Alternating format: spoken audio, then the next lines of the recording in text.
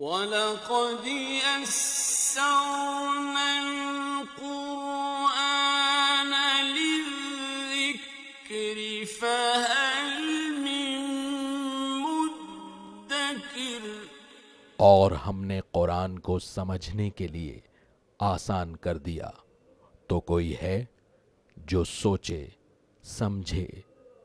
صوت القرآن، قرآن کی آواز۔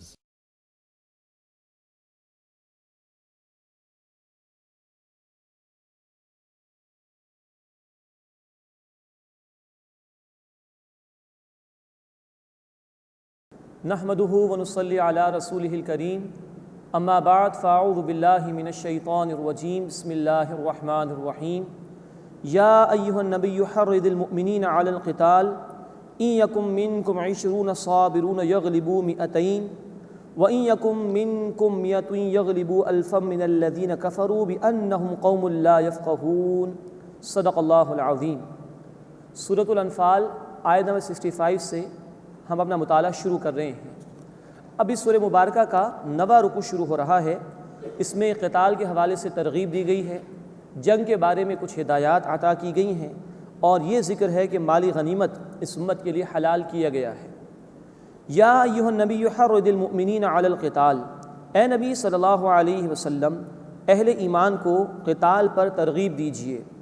ان یکن منکم 20 صابرون یغلبوا 200، اگر تم میں سے 20 صبر کرنے والے ہوں گے تو وہ 200 پر غالب رہیں گے۔ یہ اللہ نے ایک آئیڈیل سچویشن کا بیان ہمیں عطا فرما دیا کہ آئیڈیلی تو یہ ہے کہ اگر اہل ایمان 20 ہوں تو وہ 200 پر غالب آ سکتے ہیں، بشرطے کہ وہ صبر کرنے والے اور ثابت قدم رہنے والے ہوں۔ وَإِن يَكُن مِّنكُم 100 يَغْلِبُوا 1000 مِّنَ الَّذِينَ كَفَرُوا، اور اگر تم میں سے 100 ہوں گے تو وہ 1000 پر غالب ہوں گے جنہوں نے کفر کیا، بِأَنَّهُمْ قَوْمٌ لَا يَفْقَهُونَ، اس لیے کہ وہ لوگ سمجھ نہیں رکھتے۔ تو یہ 1 اور 10 کا ریشو ہے جو اللہ تعالیٰ نے بیان فرمایا کہ اگر ایمان والے ثابت قدم رہیں تو 100,000 پر غالب آ سکتے ہیں۔ اس کے بعد اللہ تعالیٰ نے کچھ آسانی فرما دی، اس لیے کہ نئے نئے لوگ بھی اسلام میں آ رہے تھے، ان کی وہ تربیت تو نہیں ہو سکی تھی جو اول دور کے صحابہ کرام رضی اللہ تعالیٰ عنہم اجمعین کی ہوئی تھی۔ اور پہلے جو بات بیان ہوئی وہ ایک آئیڈیل اور مطلوب بات ہے، اب ایک عملی بات کا ذکر آ رہا ہے۔ فرمایا الآن خفف اللہ عنکم، اب اللہ تعالیٰ نے تم سے تخفیف فرما دی، معاملہ کچھ ہلکا فرما دیا۔ وعلم ان فیکم ضعفا، اور اللہ کے علم میں ہے کہ تم میں کمزوری بھی ہے۔ فَإِن يَكُن مِّنكُم 100 صَابِرَةٌ يَغْلِبُوا 200، بس اگر تم میں سے 100 صبر کرنے والے ہوں گے تو وہ 200 پر غالب ہوں گے۔ اب یہ ایک اللہ تعالیٰ نے پریکٹیکل بات یہاں پر بیان فرما دی۔ پہلے 1 اور 10 کا ریشو تھا، وہ آئیڈیل اور مطلوب ہے، مطلوب وہی ہے، لیکن پریکٹیکلی یہ بات بیان کر دی گئی کہ 100 اگر صبر کرنے والے ہوں گے تو وہ 200 پر غالب آ جائیں گے۔ مراد ہے کہ 1 اور 2 کا اگر کم از کم ریشو ہو تو اہل ایمان کو ضرور قتال کرنا چاہیے، اور اس ریشو پر آ کر بھی اگر وہ قتال نہیں کر رہے تو یہ عمل درست نہیں ہوگا۔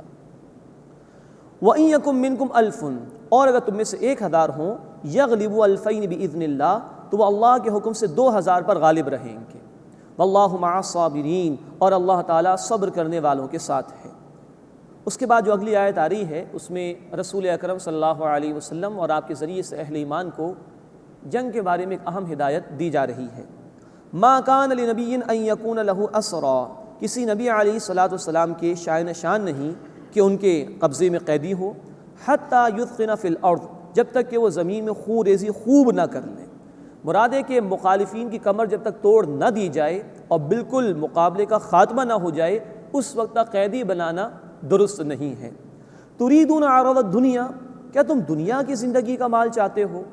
مراد یہ کہ قیدیوں سے کیونکہ فدیہ مل جاتا ہے تو اس کی طرف توجہ دلائی جا رہی ہے کہ کیا دنیا کی وجہ سے تو ایسا نہیں کہ خوب ریزی ہو جانے سے پہلے، کفار کی کمر ٹوٹ جانے سے پہلے ہی قیدی بنا رہے ہو۔ واللہ یرید الآخرہ، اور اللہ آخرت چاہتا ہے۔ واللہ عزیز حکیم، اور اللہ تعالیٰ زبردست ہے، حکمت والا ہے۔ لولا کتاب من اللہ سبق، اور اگر اللہ کی طرف سے پہلے سے ایک لکھی ہوئی بات نہ ہوتی، لمسکم فیما اخذتم عذاب عظیم، تو اس کے لینے میں تمہیں بدلے میں پہنچتا بڑا عذاب۔ اب اس بات کو نوٹ فرمائیے کہ حکم یہ تھا کہ خوب خوریزی ہو جائے، مراد ہے کہ اچھی طرح کافروں کا صفایا ہو جائے اور جنگ کا بالکل خاتمہ ہو جائے، تب تو قیدی بنایا جا سکتا ہے کفار کو۔ لیکن اللہ کے رسول صلی اللہ علیہ وسلم کی اپنی طبیعت میں جو شفقت تھی، جو لوگوں کے لیے رحمت تھی، اس کے پیش نظر آپ صلی اللہ علیہ وسلم نے جب یہ دیکھا کہ مارکے میں مسلمان کامیاب ہو گئے بدر میں، تو آپ صلی اللہ علیہ وسلم کی رائے یہ ہوئی، اور بعض صحابہ کی بھی ہوئی رضی اللہ تعالیٰ عنہم اجمعین، جن میں حضرت ابوبکر صدیق رضی اللہ تعالیٰ عنہ بھی شامل ہیں، کہ اب ان کو قیدی بنا لیا جائے، جبکہ حضرت عمر رضی اللہ تعالیٰ عنہ کی رائے یہ تھی اور بعض صحابہ کی کہ نہیں، ہمیں خوب اچھی طرح ان کو قتل کرنا چاہیے۔ اللہ کے رسول صلی اللہ علیہ وسلم نے قرآن حکیم کی ایک اور آیت سے استفادہ فرمایا تھا، چنانچہ سورہ محمد صلی اللہ علیہ وسلم آیت نمبر 4 میں یہ بات آ چکی تھی، فَإِذَا لَقِيتُمُ الَّذِينَ كَفَرُوا، جب مدبھیڑ تمہاری ہو جائے کفار سے، جب تمہارا مقابلہ ہو کفار سے، فَضَرْبَ الرِّقَابِ، تو اچھی طرح گردنیں اڑا دو، حَتَّى إِذَا أَثْخَنْتُمُوهُمْ، جب اچھی طرح ان کی خوریزی کر لو، فَشَدَّ الْوَثَاقِ، پھر یہ کہ ان کو تم باندھ سکتے ہو، فَإِمَّا مَنًّا بَعْدُ وَإِمَّا فِدَاءً حَتَّى تَدَعُ الْحَرْبُ أَوْزَارَهَا، پھر جب جنگ پوری طرح ختم ہو جائے تو چاہو تو فدیہ لے کر بھی قیدیوں کو چھوڑ سکتے ہو اور احسان کر کے بھی چھوڑ سکتے ہو۔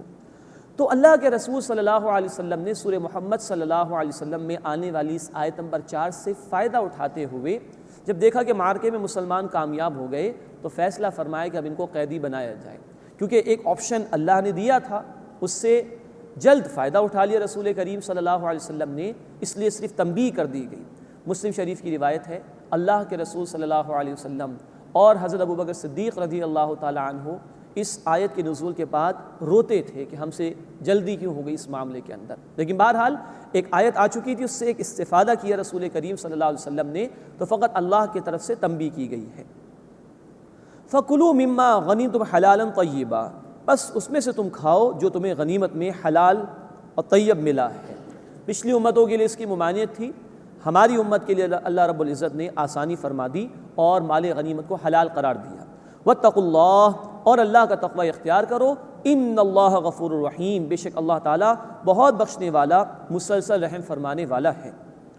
اس کے بعد 10واں رکوع شروع ہو رہا ہے سورہ مبارکہ کا، جس میں قیدیوں کے بارے میں کچھ ہدایات دی گئی ہیں اور ایمان حقیقی کے تقاضوں کو بیان کیا گیا ہے۔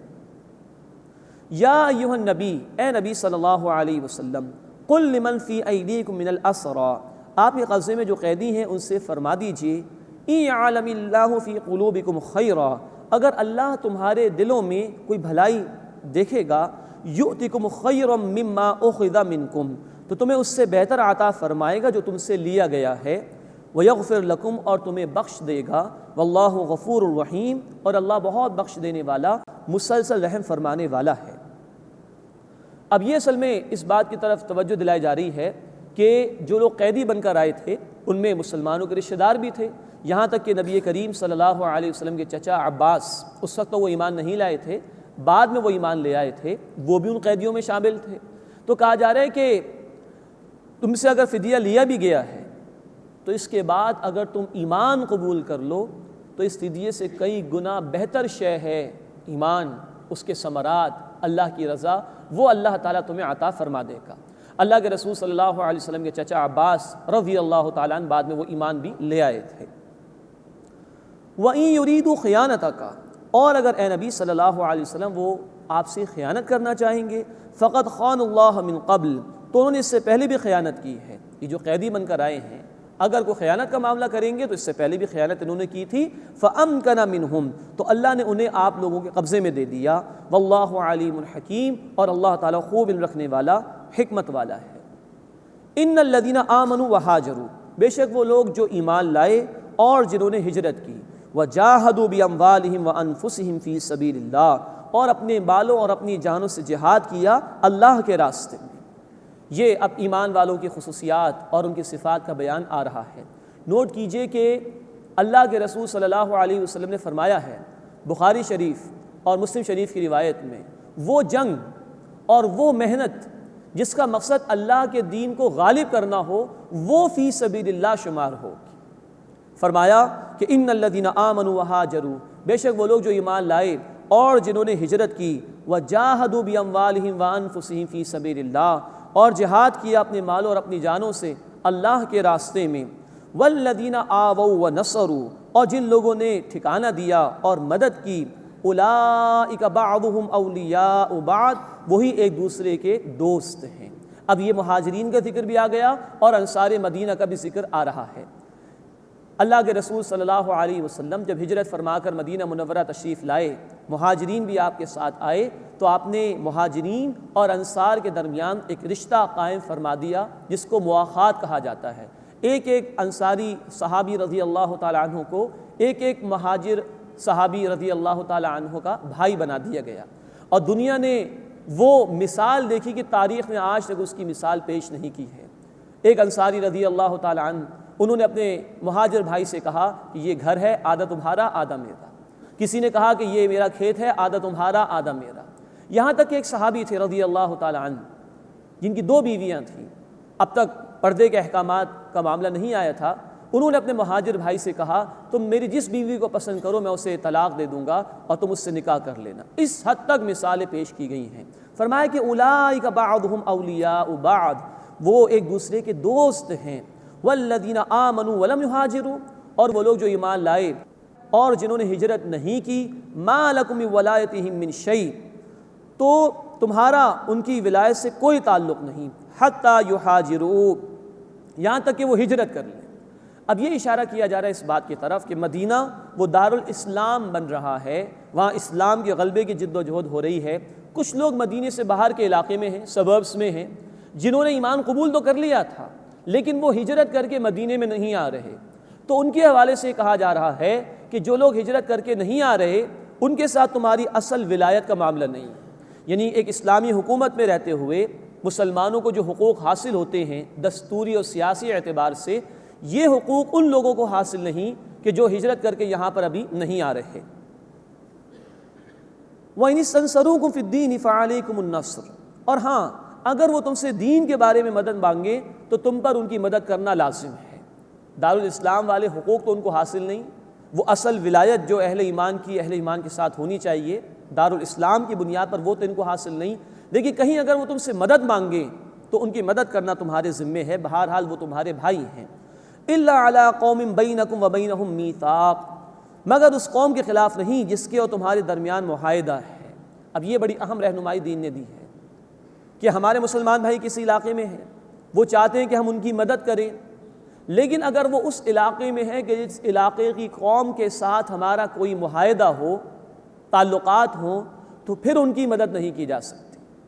یہ جو ہماری اسلامی حکومت اگر ہو، اس کی فورن پالیسی کا بہت اہم اصول ہے کہ اگر ایک ملک کے اسلامی حکومت کے کسی ملک کے ساتھ تعلقات ہیں تو وہ اس کے خلاف کوئی اقدام نہیں کر سکتی، وہ اسلامی حکومت اس کے خلاف کوئی کارروائی نہیں کر سکتی جب تک کہ معاہدات ختم نہ کر دیے جائیں۔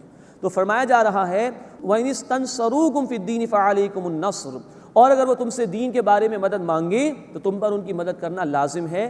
إِلَّا عَلَىٰ قَوْمٍ بَيْنَكُمْ وَبَيْنَهُمْ مِيثَاقٌ، مگر اس قوم کے خلاف نہیں جس کے اور تمہارے درمیان معاہدہ ہے۔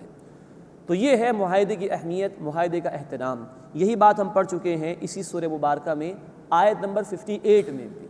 اگر اقدام کرنا ہے کسی اسلامی حکومت کو کسی ملک کے خلاف تو معاہدات ختم کرنے ہوں گے، اس کے بغیر اگر معاہدات کے ساتھ اقدام کیا جائے تو یہ خیانت ہے۔ یہ ہے ہمارے دین نے جو معاہدے کی پاسداری کا ہمیں حکم دیا۔ واللہ بما تعملون بصیر، اور جو کچھ تم کرتے ہو اللہ اسے خوب دیکھنے والا ہے۔ والذین کفروا، اور جن لوگوں نے کفر کیا، بعضهم اولیاء بعض، وہ ایک دوسرے کے دوست ہیں۔ الا تفعلوه تکن فتنة فی الارض، اگر تم ایسا نہ کرو گے تو زمین میں فتنہ ہوگا، وفساد کبیر، اور بڑا فساد ہوگا۔ تو گویا یہ بات کہی جا رہی ہے اس مقام پر کہ اگر اہل ایمان کی دوستیاں ایمان والوں کے ساتھ قائم نہ ہوں اور ایمان کی بنیاد پر تعلقات قائم نہ ہوں، اور ایمان والے کبھی کفار سے دوستیاں کر رہے ہوں، ایمان والوں کو چھوڑ کر، اس فتنہ برپا ہو جائے گا زمین میں اور فساد مچ جائے گا۔ اس لیے اللہ کا حکم یہ ہے کہ ایمان لانے والوں کی دوستیاں ایمان لانے والوں کے ساتھ ہی ہو سکتی ہیں۔ اس کے بعد ایمان حقیقی کے ضمن میں ہدایات دی جا رہی ہیں، اہل ایمان کی صفات بیان کی جا رہی ہیں۔ والذین آمنوا وہاجروا، اور وہ لوگ جو ایمان لائے اور جنہوں نے ہجرت کی، وجاہدوا فی سبیل اللہ، اور جہاد کیا اللہ کے راستے میں، والذین آووا ونصروا، اور جن لوگوں نے ٹھکانہ دیا اور مدد کی، اولئک هم المؤمنون حقا، یہی لوگ پکے مومن ہیں، لہم مغفرۃ ورزق کریم، ان کے لیے بخشش ہے اور عزت والی روزی ہے۔ اللہ رب العزت ہمیں ان بندوں میں شامل فرمائے۔ اب نوٹ فرمائیے، اسی سورہ مبارکہ میں آیت نمبر 2 سے لے کے آیت نمبر 4 تک ہم نے ایمان والوں کی کچھ باطنی صفات کا مطالعہ کیا تھا۔ ایمان حقیقی، اس کا پہلا جز یہ ہے کہ دل میں قلبی یقین والا ایمان ہو۔ جب اہل ایمان کے سامنے اللہ کا ذکر ہوتا ہے، وجلت قلوبہم، ان کے دل کانپ اٹھتے ہیں۔ وَإِذَا تُلِيَتْ عَلَيْهِمْ آيَاتُهُ زَادَتْهُمْ ایمانا، جب ان کے سامنے قرآن کی آیات کی تلاوت کی جاتی ہے، ان کے ایمان میں یہ آیات اضافہ کر دیتی ہیں۔ یہ ہے قلبی کیفیت، یہ ہے باطنی کیفیت اہل ایمان کی۔ اظہار اس کا عمل سے ہوگا، جس میں ہجرت بھی دکھائی دے گی، جس میں جہاد بھی دکھائی دے گا۔ اللہ کے رسول صلی اللہ علیہ وسلم نے وضاحت فرمائی سنن نسائی کی حدیث میں، ہجرت کا آغاز ہوتا ہے ہر اس بات کو ترک کر دینے سے جو اللہ کو ناپسند ہے۔ ہجرت کے اصل معنی علیحدہ ہو جانا، ہر اس کام کو ترک کر دینا جس سے اللہ ناراض ہوتا ہے۔ ہجرت کی انتہا یہ ہے، جیسے صحابہ کرام نے ہجرت کی، کہ اللہ کے دین کا تقاضا ہو تو گھر بار کو بھی چھوڑ دیا جائے۔ سنن نسائی کی حدیث ہے، جہاد کا آغاز ہوتا ہے نفس کے خلاف جہاد، محنت کرنا، کوشش کرنا، یہ اس کے معنی ہے۔ نفس اللہ کے راستے سے روکنے کی کوشش کرے، اللہ کی نافرمانی کی دعوت دے، بندہ کوشش کرے اس بات کی کہ اللہ رب العزت کے احکامات پر عمل کرنے کی محنت کرے، یہ نفس کے خلاف جہاد ہے۔ اس جہاد کی انتہا یہ ہے کہ اللہ کے ماننے والے اللہ کے باغیوں کے خلاف محنت کریں تاکہ اللہ کا دین زمین پر غالب ہو جائے، اس کو قتال فی سبیل اللہ کہا جاتا ہے۔ تو فرمایا والذین آمنوا، اور وہ لوگ جو ایمان لائے، وہاجروا، اور جنہوں نے ہجرت کی، وجاہدوا فی سبیل اللہ، اور جہاد کیا اللہ کے راستے میں۔ دل میں ایمان ہو تو عمل میں یہ ہجرت دکھائی دے گی، عمل میں یہ جہاد فی سبیل اللہ دکھائی دے گا۔ اللہ کے رسول صلی اللہ علیہ وسلم نے ہمیں حکم دیا، جامع ترمذی کی حدیث ہے، مسند احمد میں بھی الفاظ ہیں، انی آمرکم بخمس، بے شک میں تمہیں 5 باتوں کا حکم دیتا ہوں، بالجماعتی، جماعت اختیار کرو، والسمعی، اور سننے کا حکم دیتا ہوں، والطاعتی، اور اطاعت کرنے کا حکم دیتا ہوں، والہجرتی والجہاد فی سبیل اللہ، اور اللہ کے راستے میں ہجرت اور جہاد کرنے کا حکم دیتا ہوں۔ اللہ ہمیں اپنے حبیب صلی اللہ علیہ وسلم کے ان احکامات پر عمل کی توفیق عطا فرمائے۔ فرمایا والذین آمنوا وہاجروا وجاہدوا فی سبیل اللہ، اور وہ لوگ جو ایمان لائے اور جنہوں نے ہجرت کی اور جنہوں نے جہاد کیا اللہ کے راستے میں، والذین آووا ونصروا، اور جن لوگوں نے ٹھکانہ دیا اور مدد کی، اولئک ھم المؤمنون حقا، یہی پکے مومن ہیں۔ آیت نمبر 4 میں بھی یہ الفاظ تھے، اولئک ھم المؤمنون حقا، یہی پکے مومن ہیں۔ وہاں ایمان کی قلبی کیفیت کا ذکر تھا، دل میں اللہ کی خشیت، دل میں یقین کی گہرائی، اور یہاں عمل کا ذکر ہے کہ عمل میں ہجرت اور جہاد دکھائی دیں گے۔ اولئک ھم المؤمنون حقا، یہی لوگ پکے مومن ہیں۔ لہم مغفرۃ ورزق کریم، ان کے لیے بخشش ہے اور عزت والی روزی ہے۔ اللہ ہمیں اپنے ان حقیقی ایمان والے بندوں میں شامل فرمائے اور ان صفات پر عمل کرنے کی توفیق عطا فرمائے۔ والذین آمنوا من بعد، اور جو لوگ اس کے بعد ایمان لائے، وہاجروا، اور جنہوں نے ہجرت کی، وجاہدوا معکم، اور تمہارے ساتھ مل کر جہاد کیا، فاولئک منکم، بس وہ تم ہی میں سے ہیں، تم سب ایک دوسرے کے بھائی ہو، ایمان کی بنیاد پر، دین کی بنیاد پر۔ فرمایا وَأُولُو الْأَرْحَامِ بَعْضُهُمْ أَوْلَى بِبَعْضٍ فِي كِتَابِ اللَّهِ، اور جو رحمی رشتہ دار ہیں وہ ایک دوسرے کے زیادہ حقدار ہیں اللہ کے حکم کے مطابق۔ ان اللہ بکل شیء علیم، بے شک اللہ تعالیٰ ہر شے کا علم رکھنے والا ہے۔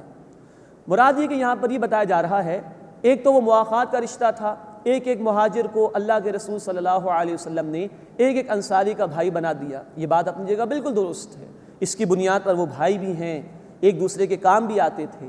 لیکن جہاں تک دین کے کچھ احکامات کا معاملہ ہے، جیسے وراثت کے احکامات کا معاملہ ہے، نکاح کے مسائل ہیں، اس میں رحمی رشتہ داروں کا معاملہ وہ اوپر رہے گا۔ تو جو رشتہ رحمی رشتے کی بنیاد پر ہے، بلڈ ریلیشنز کی بنیاد پر ہے، وراثت میں انہی کو حصہ ملے گا۔ کوئی وہ بھائی کی جو دین کے اعتبار سے بھائی ہے، اس کے ساتھ حسن سلوک کیا جا سکتا ہے، جیسے حدیث مبارکہ میں نبی صلی اللہ علیہ وسلم نے اجازت دی ہے کہ 1/3 مال کی حد تک غیر وارث کے لیے وصیت کی جا سکتی ہے، لیکن جو حصے مقرر کر دیے گئے، جو وراثت کے احکامات ہیں، اس میں جو قریب رشتہ دار ہیں وہی ایک دوسرے کے زیادہ حقدار ہیں۔ یہ اللہ رب العزت کا حکم ہے۔ ان اللہ بکل شیء علیم، بے شک اللہ تعالیٰ ہر شے کا علم رکھنے والا ہے۔ اس کے بعد سورہ التوبہ کا آغاز ہوتا ہے۔ سورہ توبہ بھی مدنی سورت ہے۔ یہ ذکر آ چکا ہے کہ سورۃ الانفال اور سورۃ التوبہ یہ جوڑے جوڑے کی صورت میں ہے۔ سورۃ الانفال میں ہم نے دیکھا مشرکین مکہ پر عذاب استیصال کے ضمن میں عذاب کی پہلی قسط آئی غزوہ بدر کے حوالے سے، اس کا ذکر ہم نے پڑھ لیا۔ اب سورہ توبہ میں ہم دیکھیں گے کہ عذاب استیصال کے ضمن میں آخری قسط کا بیان آ رہا ہے، اور وہ یہ ہے کہ اللہ رب العزت کی طرف سے 4 مہینے کی مہلت کا اعلان کر دیا گیا مشرکین کے لیے، اور اس کے بعد کہہ دیا گیا کہ اگر دین حق قبول نہیں کرو گے تو تمہاری گردنیں اڑا دی جائیں گی۔ یہ وہی بات ہے عذاب استیصال کے ضمن میں جو گزشتہ قوموں کا معاملہ رہا۔ قوموں نے نافرمانی کی، رسولوں نے ان پر اتمام حجت کر دیا، پھر بھی قوم باز نہیں آئی تو وہ مٹا دی گئی، مٹا دیا جاتا تھا قوموں کو۔ یہ مشرکین مکہ وہ تھے جن کی طرف اولاً اللہ کے رسول صلی اللہ علیہ وسلم کو بھیجا گیا، آپ صلی اللہ علیہ وسلم انہی میں سے تھے، تو ان کے لیے عذاب استیصال کا ذکر آ رہا ہے کہ ان کو پھر 4 مہینے کی مہلت دی گئی، جس کا اس سورہ مبارکہ کی ابتدا میں ذکر آئے گا انشاءاللہ تعالی کہ اگر اس کے بعد تم باز نہیں آئے تو تمہاری گردنیں اڑا دی جائیں گی۔ مزید نوٹ فرمائیے، اس سورۃ المبارکہ میں 5 رکوع ہیں جس میں اندرون عرب نبی کریم صلی اللہ علیہ وسلم کے برپا کردہ انقلاب کے غلبے کا ذکر ہے۔ 5 رکوع وہ ہیں جس میں نبی کریم صلی اللہ علیہ وسلم نے جو سرزمین عرب کی حد تک انقلاب برپا فرمایا تھا اس کا ذکر ہے۔ پھر انشاءاللہ تعالی ہم 11 رکوع پڑھیں گے مسلسل، رکوع نمبر 6 سے لے کے رکوع نمبر 16 تک، جس میں غزوہ تبوک کا ذکر ہے جو سلطنت روما کے خلاف نبی کریم صلی اللہ علیہ وسلم کا اقدام تھا۔ گویا کہ عرب سے باہر اب ایکسٹینشن ہے انقلاب نبوی صلی اللہ علیہ وسلم کی، جو آپ نے اپنی حیات طیبہ میں خود ہی اس کا آغاز فرما دیا، اور گویا باقی امت کے لیے رہنمائی دے دی کہ یہ دین غالب ہوگا کل روئے ارضی پر۔ تو یہ 2 حصے ہیں اس سورہ مبارکہ کے۔ پہلے 5 رکوعوں میں عرب کے اندر جو غلبہ دین ہو گیا اس کا ذکر ہے، اور بقیہ پھر 11 رکوعوں میں غزوہ تبوک کا ذکر ہے، اسی انقلاب نبوی کی توسیع اور ایکسٹینشن کے حوالے سے۔ مزید نوٹ فرمائیے کہ اس سورہ مبارکہ کے آغاز میں بسم اللہ نہیں ہے۔ اس کی بنیادی وجہ یہ ہے کہ اللہ کے رسول صلی اللہ علیہ وسلم نے نہیں کہا، تو صحابہ کرام رضی اللہ تعالی عنہم اجمعین نے اس سورہ مبارکہ کے شروع میں بسم اللہ نہیں رکھی۔ اس کی ایک وجہ یہ بھی ہے جو حضرت علی رضی اللہ تعالی عنہ نے بیان فرمائی کہ اس صورت میں تو اللہ کا عذاب نازل ہوا ہے، بڑے سخت الفاظ ہیں جو مشرکین مکہ کے لیے اللہ تعالیٰ نے بیان فرمائے ہیں، اور بسم اللہ میں تو اللہ کی صفات رحمان اور رحیم کا ذکر ہے، تو کیونکہ مناسبت نہیں تھی اس لیے اس سورہ مبارکہ کے شروع میں بسم اللہ نہیں ہے، واللہ اعلم۔ 5 رکوع جو سورہ مبارکہ میں ہیں اس کی تقسیم کچھ اس طرح ہے کہ پہلا رکوع اور رکوع نمبر 4 اور 5 یہ سن 9 ہجری میں ذی قعد میں نازل ہوئے ہیں، سن 9 ہجری کے حج سے بالکل پہلے، جس میں ابو بکر صدیق رضی اللہ تعالی عنہ امیر حج بن کر گئے تھے۔ اللہ کے رسول صلی اللہ علیہ وسلم نے ایک ہی حج ادا فرمایا سن 10 ہجری میں۔ تو پہلے نوٹ فرما لیجئے کہ اس سورہ مبارکہ کا پہلا رکوع اور رکوع نمبر 4 اور 5 یہ آپس میں ملے ہوئے ہیں، یہ سن 9 ہجری میں ذی القعدہ کے مہینے میں نازل ہوئے۔ رکوع نمبر 2 اور 3 یہ 2 رکوع نازل ہوئے ہیں فتح مکہ سے پہلے۔ تو دوسرا اور تیسرا رکوع انشاءاللہ ہم پڑھیں گے جس میں اہل ایمان صحابہ کرام رضی اللہ تعالی عنہم اجمعین کو ذہناً تیاری کرائی گئی ہے مکے والوں کے خلاف اقدام کے لیے۔ تو دوسرا اور تیسرا رکوع فتح مکہ سے پہلے نازل ہوئے، جبکہ پہلا رکوع اور رکوع نمبر 4 اور 5 یہ آپس میں ملے ہوئے ہیں، یہ سن 9 ہجری میں ذی القعدہ کے مہینے میں نازل ہوئے تھے۔ براءۃ من اللہ ورسولہ، اللہ اور اس کے رسول صلی اللہ علیہ وسلم کی جانب سے قطع تعلقی کا اعلان ہے۔ الی الذین عاہدتم من المشرکین، ان مشرکوں سے جن سے اے مسلمانوں تم نے عہد کیا ہوا تھا۔ فسیحوا فی الارض 4 اشہر، بس اے مشرکوں تم زمین میں 4 مہینے چل پھر لو، وعلموا اور جان لو انکم غیر معجز اللہ، تم اللہ کو عاجز کرنے والے نہیں ہو، وان اللہ مخزی الکافرین، اور بے شک اللہ تعالیٰ کافروں کو رسوا فرمانے والا ہے۔ تو 4 مہینے کی مہلت کا ذکر آ رہا ہے۔ کچھ وہ لوگ تھے کہ جن سے مسلمانوں کو کوئی معاہدہ نہیں تھا، ان کے لیے بھی 4 مہینے کی مہلت۔ کچھ وہ لوگ تھے کہ جنہوں نے معاہدہ کیا تھا لیکن خلاف ورزی کی تھی، ان کے لیے بھی 4 مہینے کی مہلت۔ کچھ لوگ وہ تھے کہ جن سے معاہدہ تو تھا لیکن مدت کا تعین نہیں تھا، ان کے لیے بھی 4 مہینے کی مہلت مقرر کر دی گئی۔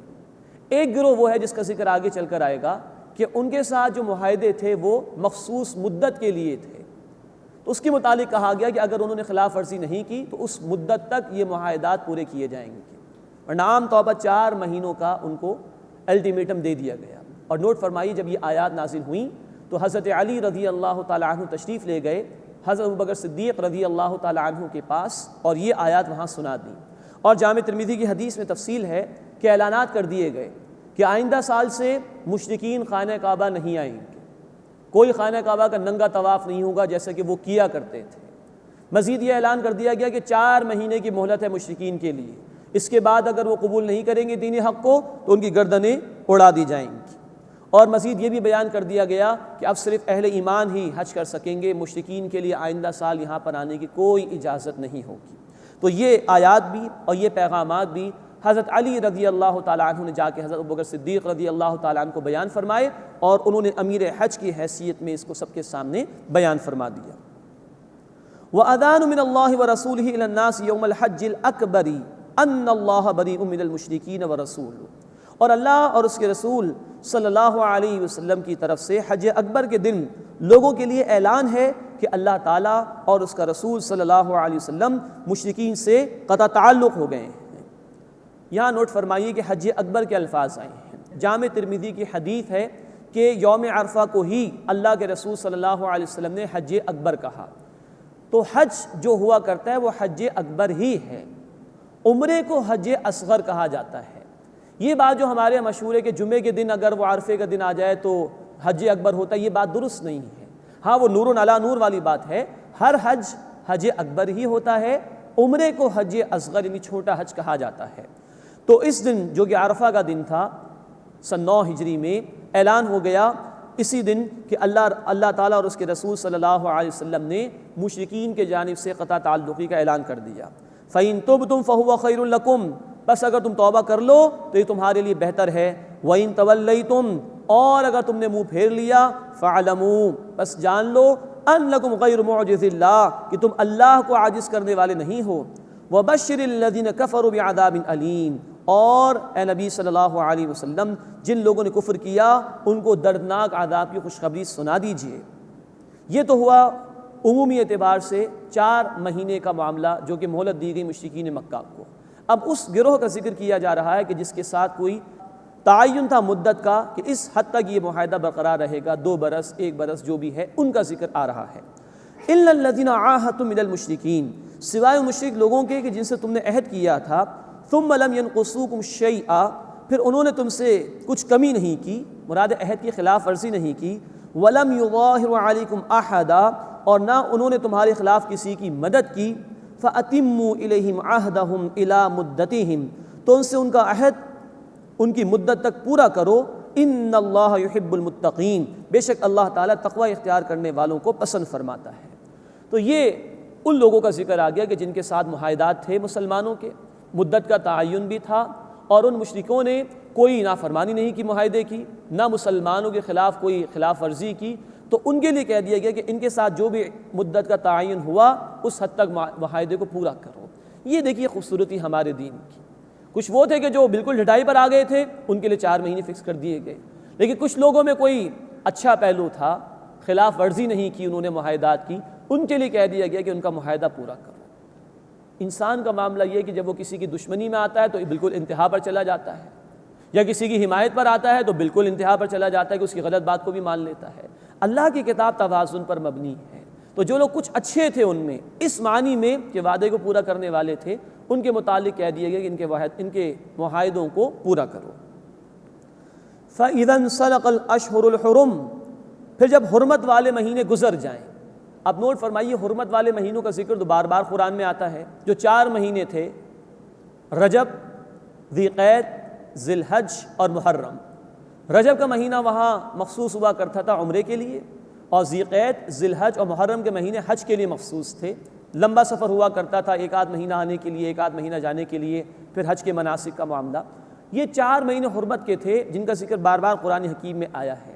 یہاں مفسرین کی ایک رائے یہ ہے کہ یہاں حرمت والے مہینوں سے مراد وہ 4 مہینے ہیں کہ جن کے لیے ان کو کہا گیا تھا کہ 4 مہینے کے اندر اندر باز آ جاؤ، اور اگر باز نہیں آؤ گے تو آگے ذکر آ رہا ہے پھر تمہاری گردنیں اڑا دی جائیں گی۔ تو یہاں حرمت والے مہینوں سے مراد وہ مہلت کے 4 مہینے ہیں کہ جن میں ان کو موقع دیا گیا کہ دین حق کو قبول کر لیں۔ فَإِذَا انسَلَخَ الْأَشْهُرُ الْحُرُمُ، پھر جب حرمت والے مہینے گزر جائیں، فَاقْتُلُوا الْمُشْرِكِينَ، تو قتل کرو مشرکین کو، حَيْثُ وَجَدتُّمُوهُمْ، جہاں کہیں تم انہیں پاؤ، وَخُذُوهُمْ وَاحْصُرُوهُمْ وَاقْعُدُوا لَهُمْ كُلَّ مَرْصَدٍ، اور انہیں پکڑو اور انہیں گھیرو اور ان کے لیے ہر گھات کی جگہ میں بیٹھو۔ یہ ہے جو عذاب استیصال کے حوالے سے الفاظ آئے ہیں، کیونکہ اللہ کے رسول صلی اللہ علیہ وسلم انہی لوگوں میں سے تھے، اتمام حجت بھی ہو چکا، اب نہیں مانیں گے تو جیسے گزشتہ قومیں ہلاک کی گئیں ان کے ساتھ یہ معاملہ کیا جائے گا۔ تو کہا گیا کہ وَخُذُوهُمْ وَاحْصُرُوهُمْ وَاقْعُدُوا لَهُمْ كُلَّ مَرْصَدٍ، اور انہیں پکڑو اور انہیں گھیر لو اور ان کے لیے ہر گھات میں بیٹھو۔ لیکن پھر قرآن کا توازن دیکھیے، فَإِن تَابُوا، بس اگر وہ توبہ کر لیں، وَأَقَامُوا الصَّلَاةَ، اور نماز قائم کریں، وَآتَوُا الزَّكَاةَ، اور زکوٰۃ ادا کریں، فَخَلُّوا سَبِيلَهُمْ، تو ان کے راستے کو چھوڑ دو، پھر ان پر کوئی حرج نہیں ہے۔ ان اللہ غفور الرحیم، بے شک اللہ بہت بخشنے والا، مسلسل رحم فرمانے والا ہے۔ یعنی جنگ برائے جنگ نہیں ہے، اگر وہ قبول کر لیں دین حق کو تو ٹھیک ہے، پھر ان کا راستہ چھوڑ دو۔ یہی وجہ ہے کہ اللہ کے رسول صلی اللہ علیہ وسلم نے فرمایا ہے، بخاری شریف کی حدیث ہے، مجھے قتال کا حکم دیا گیا ہے یہاں تک کہ لوگ گواہی دیں کہ اللہ کے سوا کوئی معبود نہیں اور محمد صلی اللہ علیہ وسلم اس کے بندے اور رسول ہیں، اور وہ نماز قائم کریں اور وہ زکوٰۃ ادا کریں۔ ان 2 عبادات سے اظہار ہو جائے گا یہ ایمان والے ہیں۔ پھر آپ صلی اللہ علیہ وسلم نے فرمایا اگر وہ یہ کر لیں تو انہوں نے مجھ سے اپنی جان اور مال کو محفوظ کر لیا سوائے اسلام کے حق کے، یعنی دنیا میں اگر کوئی ایسا جرم کریں گے جس پر سزا ہے قتل کی ہمارے دین میں، وہ تو نافذ ہوگی اور ان کا معاملہ اللہ کے حوالے ہے۔ تو شہادت، نماز کا قیام اور زکوٰۃ کی ادائیگی کی حد تک قتال ہوگا۔ یہی وہ بات ہے اللہ کے رسول صلی اللہ علیہ وسلم کی، اور قرآن کی یہ آیت ہے جس سے استفادہ کیا تھا حضرت ابوبکر صدیق رضی اللہ تعالی عنہ نے۔ جب ان کے دور میں کچھ لوگوں نے زکوٰۃ ادا کرنے سے انکار کیا تو آپ رضی اللہ تعالی عنہ نے فرمایا کہ میں ان کے خلاف قتال کروں گا، اس سے کہ قرآن کی آیت بھی کہہ دی کہ نماز بھی قائم ہوگی، زکوٰۃ بھی ادا ہوگی، پھر قتال ختم ہوگا۔ اور بخاری شریف کی حدیث میں بھی اللہ کے رسول صلی اللہ علیہ وسلم نے یہی بات ارشاد فرمائی، فَإِن تَابُوا وَأَقَامُوا الصَّلَاةَ وَآتَوُا الزَّكَاةَ، بس اگر وہ توبہ کر لیں اور نماز قائم کریں اور زکوٰۃ ادا کریں، فَخَلُّوا سَبِيلَهُمْ، تو ان کے راستے کو چھوڑ دو۔ ان اللہ غفور الرحیم، بے شک اللہ تعالیٰ بہت بخشنے والا، مسلسل رحم فرمانے والا ہے۔ اب پھر قرآن کی خوبصورت تعلیم کو دیکھیے، واقعتاً یہ اللہ کا کلام ہے۔ انسان کے کلام میں تعصب ہو سکتا ہے، انتہا پسندی ہو سکتی ہے، اللہ کے کلام اور اس کی تعلیمات میں توازن دیکھیے۔ وَإِنْ أَحَدٌ مِّنَ الْمُشْرِكِينَ اسْتَجَارَكَ، اور اگر مشرکین میں سے کوئی اے نبی صلی اللہ علیہ وسلم آپ سے پناہ مانگے، فَأَجِرْهُ، تو اسے پناہ دے دیجئے، حَتَّى يَسْمَعَ كَلَامَ اللَّهِ، یہاں تک کہ وہ اللہ کے کلام کو سن لے، ثُمَّ أَبْلِغْهُ مَأْمَنًا، پھر اسے اس کی امن کی جگہ پہنچا دیجئے۔ ذَلِكَ بِأَنَّهُمْ قَوْمٌ لَا يَعْلَمُونَ، یہ اس لیے ہے کہ وہ علم نہیں رکھتے ہیں۔ بعض لوگ کہتے ہیں کہ یہ آیات قرآن میں جو آ گئی ہیں اس میں تو بڑی خطرناک باتیں بیان کرتی ہیں، یہ دین قتال کی بات کرتا ہے، جنگ کی بات کرتا ہے۔ تو پہلی بات ہے ہم دیکھ چکے ہیں سورۃ الانفال آیت نمبر 39 کی روشنی میں، قتال کا حکم اس لیے ہے کہ فتنہ ختم ہو جائے اور دین، سسٹم آف لائف اللہ کے لیے ہو جائے، جس سے انسانیت کو انصاف میسر آئے گا اور ظلم کا خاتمہ ہو جائے گا۔ مزید نوٹ کیجئے، کوئی بھی جنگ کا میدان ہو، وہاں پر اگر کوئی سپہ سالار ہے، کسی فوج کا سربراہ ہے، ظاہری بات ہے کہ وہ اپنی فوج کا مورال بلند کرنے کی کوشش کرے گا، تو وہ یہی کہے گا جہاں کی تمہیں دشمن ملے اس کی گردن اڑا دو۔ یہی تعلیمات قرآن نے دی ہیں۔ جنگ کا میدان آ گیا، اب جو سامنے ہیں یہ اللہ کے دین کے راستے میں رکاوٹ ہے، اور جب یہ رکاوٹ بنتے ہیں تو زمین پر بے انصافی ہوتی ہے، ظلم ہوتا ہے، ان کے ہاتھ توڑے جائیں گے۔ لیکن اسی کے ساتھ قرآن یہ کہہ رہا ہے عین میدان جنگ میں بھی کوئی کافر کہتا ہے مجھے پناہ دے دو تاکہ میں تمہارا کلام سن لوں، تو دین کہہ رہے ہیں اے نبی صلی اللہ علیہ وسلم اس کو پناہ دے دیجیے۔ دنیا کی کسی جنگ میں ایسا ہو سکتا ہے کبھی کہ چھوڑ دو بھائی اس کو؟ قرآن کہہ رہے کہ اس کو پناہ دیجئے، یہاں تک کہ وہ اللہ کا کلام سنے، دعوت پیش کرنی ہے۔ یہ قرآن پوزیس کرتا ہے بندے کو اپنی طرف۔ پھر قرآن سنانے کے بعد زبردستی نہیں ہے، اس کو اس کے حفاظت کے مقام پر خود پہنچائیے آپ، تاکہ وہ تنہائی میں بیٹھ کر غور و فکر کر لے اور حق کو قبول کر لے۔ ہاں پھر اگر میدان میں آ جائے ڈھٹائی کرتے ہوئے تو پھر گردن اڑا دی جائے اس کی، لیکن عین میدان جنگ میں بھی یہ خوبصورت تعلیم قرآن کی دیکھیے، اگر وہ پناہ مانگ رہا ہے تو پناہ دے دو اور قرآن سناؤ اس کو۔ تمہاری جنگ ہے اسی لیے کہ اللہ کی کتاب کے احکامات کا نفاذ ہو جائے۔ تو اب اگر کسی کے دل میں کوئی لگن پیدا ہو گئی، کوئی امنگ پیدا ہو گئی کہ وہ قرآن سننا چاہتے تو سناؤ۔ یہ ہے دعوت کا مرحلہ بھی، کہ دعوت بھی دینی ہے اور دین کے غلبے کی جد و جہد بھی کرنی ہے۔ دعوت مقدم ہو گئی یہاں پر کہ سناؤ اس کو اللہ کا کلام، ثم ابلغ مأمنہ، پھر اس کو اس کے حفاظت کے مقام پر پہنچاؤ۔ ذالک بانہم قوم لا یعلمون، یہ اس لیے کہ وہ علم نہیں رکھتے، ان کے علم میں نہیں کہ قرآن کیا ہے، اللہ کی کتاب کتنی خوبصورت ہے، شاید سننے کے بعد ان کے دل میں اثر پیدا ہو جائے اور یہ حق کو قبول کر لیں۔ یہ پہلا رکوع مکمل ہوا جو کہ ذی القعدہ سن 9 ہجری میں نازل ہوا تھا۔ اب 2 رکوع آ رہے، رکوع نمبر 2 اور 3، یہ فتح مکہ سے پہلے نازل ہوئے ہیں، جبکہ مسلمان مدینے میں تھے۔ ان کو ابھارا جا رہا ہے مکے والوں کے خلاف اقدام کے لیے، اور یہ 2 رکوع قرآن حکیم میں بہت ہی انقلابی مزاج کے ہیں۔ مدینے میں ان صحابہ کرام کو مکے والوں کے خلاف اقدام کے لیے تیار کیا جا رہا ہے کہ جن کے رشتہ دار مکے میں تھے، کسی کا باپ، کسی کا بھائی، کسی کے اور رشتہ دار۔ تو یہ ثابت کیا جا رہا ہے کہ اصل رشتہ ایمان کا ہے، اصل حق اللہ اور اس کے دین کا ہے، بقیہ حقوق اس کے نیچے اور تابع ہیں۔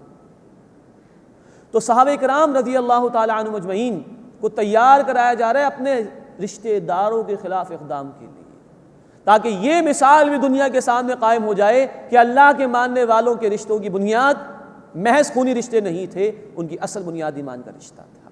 بہت انقلابی مزاج کی آیات ہیں جو اس مقام پر اب آ رہی ہیں۔ فرمایا رکوع نمبر 2 شروع ہو رہا ہے، صلح حدیبیہ کا بھی ذکر آئے گا کہ جو توڑ دی تھی مشرکین مکہ نے، اور اس کے بارے میں کچھ ہدایات دی جا رہی ہیں اور مکے والوں کے خلاف اقدام کے لیے تیاری کرائی جا رہی ہے۔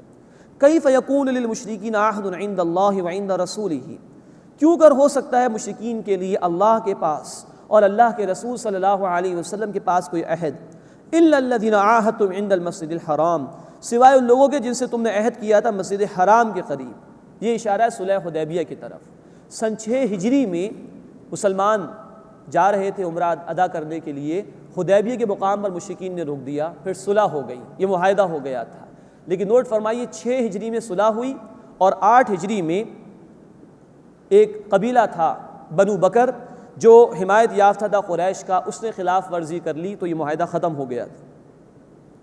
فرمایا فَمَا اسْتَقَامُوا لَكُمْ فَاسْتَقِیمُوا لَهُمْ، بس جب تک وہ تمہارے لیے اس عہد پر قائم رہیں، اے مسلمانوں تم بھی عہد پر قائم رہو۔ عہد کی پاسداری ضروری ہے، لیکن اس حد تک جب تک کہ سامنے والی پارٹی عہد پر قائم رہے۔ ان اللہ یحب المتقین، بے شک اللہ تعالیٰ تقوی اختیار کرنے والوں یعنی اللہ کی نافرمانی سے بچنے والوں کو پسند فرماتا ہے۔ کیف وَإِن یظہروا علیکم، کیسے ہو سکتا ہے معاملہ یعنی صلح کا کہ اگر وہ تم پر غالب آ جائیں، لا يرقبوا فیکم الا ولا ذمہ، تو نہ تمہاری رشتہ داری کا کوئی لحاظ کریں نہ کسی عہد کا لحاظ کریں۔ یہ مسلمانوں کو بڑے اپیلنگ انداز میں ابھارا جا رہا ہے قتال کے لیے مکے والوں کے خلاف۔ انہوں نے تو تمہیں نکالا تھا، تمہارے رسول صلی اللہ علیہ وسلم کو شہید کرنے کے درپے بھی ہو گئے تھے، انہوں نے تمہیں روکا صلح حدیبیہ کے موقع پر، پھر اس کی خلاف ورزی بھی کر لی۔ یہ اس اعتبار سے مسلمانوں کو تیار کرایا جا رہا ہے۔ یردونکم بافواہہم، وہ تمہیں اپنے منہ سے راضی کرتے ہیں، وتأبی قلوبہم، لیکن ان کے دل نہیں مانتے۔ زبان پر کچھ ہے، دلوں میں کچھ ہے۔ وَأَكْثَرُهُمْ فَاسِقُونَ، اور ان میں اکثر نافرمان ہیں۔ اشتروا بآیات اللہ ثمنا قلیلا، انہوں نے اللہ کی آیات تھوڑی قیمت کے عوض بیچ ڈالی، دنیا کا عارضی فائدہ لے لیا اور اللہ کی تعلیمات کو فراموش کر دیا۔ فصدوا عن سبیلہ، پھر انہوں نے اللہ کے راستے سے روکا۔ انہم ساء ما كانوا يعملون، بے شک برا ہے جو وہ کرتے ہیں۔ لا يرقبون فی مؤمن الا ولا ذمہ، وہ کسی مومن کے بارے میں نہ رشتہ داری کا لحاظ رکھتے ہیں نہ کسی عہد کا۔ وَأُولَٰئِكَ هُمُ الْمُعْتَدُونَ، اور یہی لوگ حد سے بڑھ جانے والے ہیں۔ پھر خوبصورت تعلیم آ رہی دین کی۔ فَإِن تَابُوا، بس اگر وہ توبہ کر لیں، وَأَقَامُوا الصَّلَاةَ، اور نماز قائم کریں، وَآتَوُا الزَّکَاۃَ اور زکوٰۃ ادا کریں فَإِخْوَانُکُمْ فِی الدین تو وہ دین میں تمہارے بھائی ہو جائیں گے، برابری کے حقوق مل جائیں گے۔ وَنُفَصِّلُ الْآیَاتِ لِقَوْمٍ یعلمون اور ہم آیات کو کھول کھول کر واضح کرتے ہیں ان لوگوں کے لیے جو علم رکھتے ہیں۔ وَإِن نَكَثُوا أَيْمَانَهُم مِّن بَعْدِ عَهْدِهِمْ اور اگر وہ اپنی قسمیں توڑ دیں اپنے عہد کے بعد، وَطَعَنُوا فِي دِینِكُمْ اور تمہارے دین میں عیب نکالیں، فَقَاتِلُوا أَئِمَّةَ الْكُفْرِ تو کفر کے سرداروں سے جنگ کرو، إِنَّهُمْ لَا أَيْمَانَ لَهُمْ بے شک ان کی قسمیں کچھ بھی نہیں ہیں، لَعَلَّهُمْ يَنْتَهُونَ شاید وہ باز آ جائیں۔ اب ائمۃ الکفر کہا گیا ہے قریش کے سرداروں۔ مکے کا جو شہر تھا وہ مرکزی شہر تھا، سیاسی اور مذہبی دونوں اعتبارات سے۔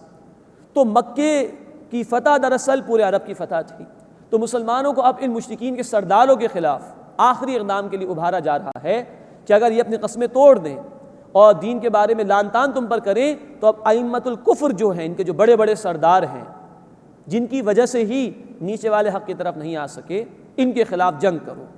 انہم لا ایمان لہم بے شک ان کی قسمیں کچھ بھی نہیں ہیں، لعلہم ینتہون شاید وہ باز آ جائیں۔ الا تقاتلون قوما نکثوا ایمانہم کیا تم ایسی قوم سے جنگ نہیں کرو گے جنہوں نے اپنے عہد کو توڑ ڈالا، وہموا باخراج الرسول اور انہوں نے رسول علیہ الصلوۃ والسلام کو نکالنے کا ارادہ کیا، وہم بدؤکم اول مرہ اور انہوں نے تم سے پہل کی، انہوں نے پہلے آگے بڑھ کر تمہارے خلاف اقدامات کیے، کیا ایسے لوگوں کے خلاف تم قتال نہیں کرو گے؟ اب بڑے جلالی انداز میں کہا جا رہا ہے اتخشونہم کیا تم ان سے ڈرتے ہو؟ فاللہ احق ان تخشوہ ان کنتم مؤمنین اگر تم ایمان رکھتے ہو تو اللہ اس بات کا زیادہ حقدار ہے کہ تم اسی کا خوف اختیار کرو۔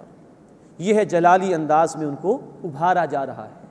اندازہ کیجیے کتنا انقلابی انداز ہے اللہ تعالیٰ کا۔ سگے رشتہ داروں کے خلاف جانا ہے، ان کے خلاف جنگ کرنی ہے۔